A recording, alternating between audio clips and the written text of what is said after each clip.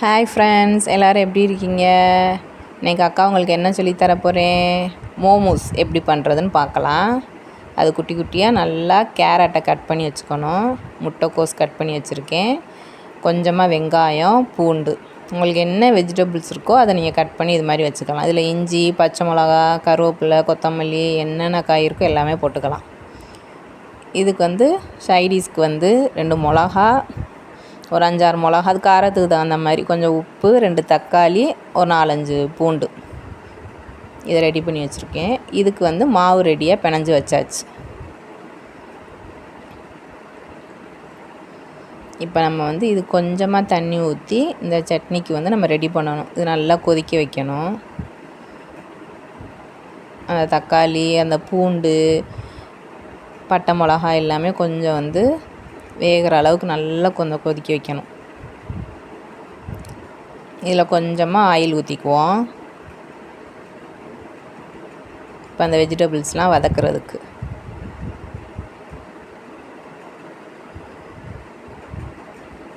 இந்த அளவுக்கு நல்லா, உங்களுக்கு என்ன வெஜிடபிள்ஸ் வேணுமோ நீங்கள் ரெடி பண்ணி வச்சுக்கலாம். நான்வெஜ்லேயும் இது செய்யலாம்.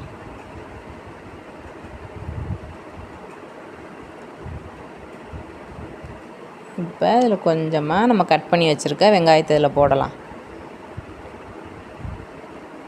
வெங்காயத்தை போட்டுட்டு கொஞ்சமாக கட் பண்ணி வச்சுருக்க அந்த பூண்டு,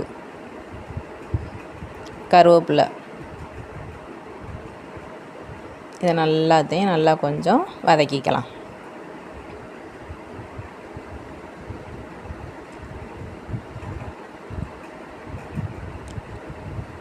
இப்போ நம்ம கட் பண்ணி வச்சுருந்த கேரட் அதையும் போட்டு நல்லா அப்படி ஒரு வதக்கி எடுத்துடலாம்.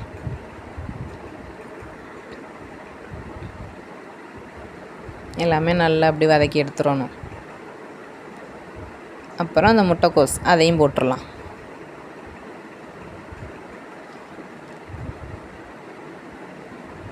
இதையும் நல்லா அப்படி வதக்கிக்கலாம். இதுக்கு தேவையான அளவுக்கு கொஞ்சமாக உப்பு இதையும் போட்டு இப்போ நல்லா அப்படி ஒரு வதக்கி எடுத்துடலாம். இதில் பெப்பர் தூள் இதெல்லாம் போட்டுக்கலாம். பச்சை மிளகா எல்லாமே போடலாம். நான் குட்டீஸ்க்கு அந்த பச்சை மிளகா நான் போடலை. உங்களுக்கு வேணும்னா நீங்கள் போட்டுக்கோங்க. நம்ம பச்சை மிளகாலாம் அதில் போடாதனால நான் இதில் கொஞ்சமாக மிளகாப்பொடி போடுறேன். ஏன்னா கேரட்லாம் கொஞ்சம் இனிப்பாக தான் இருக்கும், அதனால் கொஞ்சம் மிளகாப்பொடி மட்டும் போட்டுக்கிறேன்.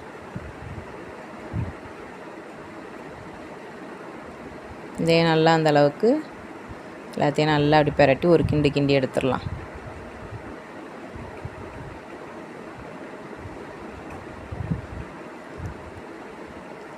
இப்போ இது நல்லாவே இப்போ கொஞ்சம் எல்லாமே நல்லா வதங்கிருச்சு. இது மேலே உள்ள தக்காளியில் உள்ள அந்த தோலை மட்டும் எடுத்துட்டு இது ஆறுனதுக்கப்புறம் மிக்சியில் போட்டு அப்படியே பேஸ்ட்டாக ரெடி பண்ணிடலாம், அரைச்சி எடுத்துக்கலாம். இப்போ இது நல்லாவே வெந்துருச்சு. இதில் தண்ணின்னு எதுவுமே ஊற்றிடக்கூடாது, நல்லா ட்ரையாக தான் இருக்கணும். இந்த அளவுக்கு நல்லா வதக்கி எடுத்துக்கலாம்.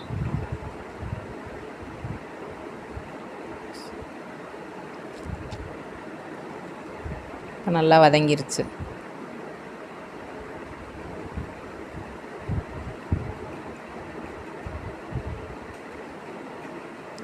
இப்போ பூரிக்கு சப்பாத்திக்கெலாம் நம்ம எந்த அளவுக்கு இந்த தேய்ச்சி வைப்போம்ல அந்த அளவுக்கு கொஞ்சம் சின்ன சைஸாக எடுத்துகிட்டு ஸ்டஃபிங்கை உள்ளே வச்சு நமக்கு என்ன டிசைன் வருதோ அதுதான். இப்படி வரலையே அப்படி வரலையே அப்படிலாம் யோசிக்கக்கூடாது. நம்ம என்ன செய்கிறோமோ அதுதான் நம்ம டிசைனே. எல்லாமே அப்படி சேர்த்து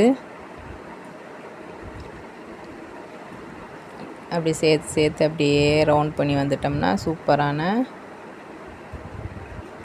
எந்த அளவுக்கு இப்படி ரெடி பண்ணுறோம் பாருங்கள். அப்படி அழகாக குட்டி குட்டியாக அப்படி ரவுண்ட் பண்ணிட்டே வந்துட்டிங்கன்னா சூப்பராக இருக்கும்.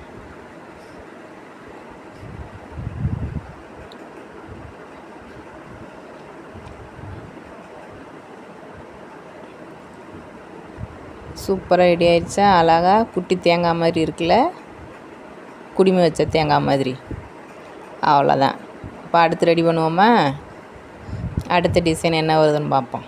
நம்ம கைக்கு என்ன வருதோ அதுதான். இது எல்லாத்தையும் இப்படி ஒன்றா நெட்டு நெட்டாக அப்படியே 2 பக்கமாக அப்படியே மாவை வந்து அப்படி சேர்த்து வச்சிட்டா போதும். இது அழகாக குட்டி கப்பல் மாதிரி இருக்கும். குட்டீஸ்லாம் விரும்பி சாப்பிடுவாங்க. நம்மளுடைய கை வண்ணத்தெல்லாம் இப்படி தான் காமிக்கணும். பற்றில எப்படி சூப்பராக அக்கா சொல்லித்தரேன் பாருங்கள். இதே மாதிரி நீங்களும் செய்யணும்.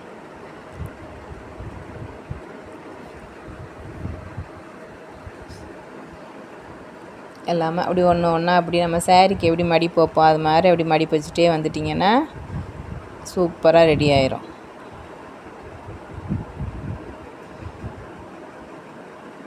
இதில் எக்ஸ்ட்ரா கொஞ்சம் மாவு இப்படி வந்துச்சுன்னா அப்படியே அதை திருகி அப்படி தூக்கி வச்சிடணும். தூக்கி குப்பையப்பில் போட்டுறக்கூடாது, தனியாக எடுத்து வச்சிடணும். சூப்பராக ரெடி ஆகிடுச்சா? இப்போ அதை ஃபுல்லாத்தையும் வேக வச்சு எடுத்துக்கலாம். பாருங்கள் அக்கா எப்படி ரகமாக டிசைனாக உங்களுக்கு செஞ்சு காமிச்சிருக்கேன் பாருங்கள்.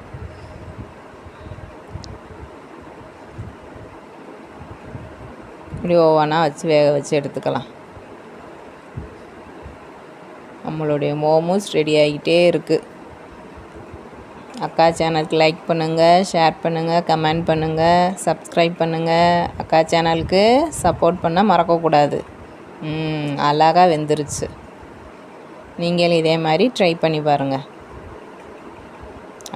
அட்டகாசமாக இருக்குல்ல? கண்டிப்பாக ட்ரை பண்ணி பாருங்கள். ஓகே, பாய்.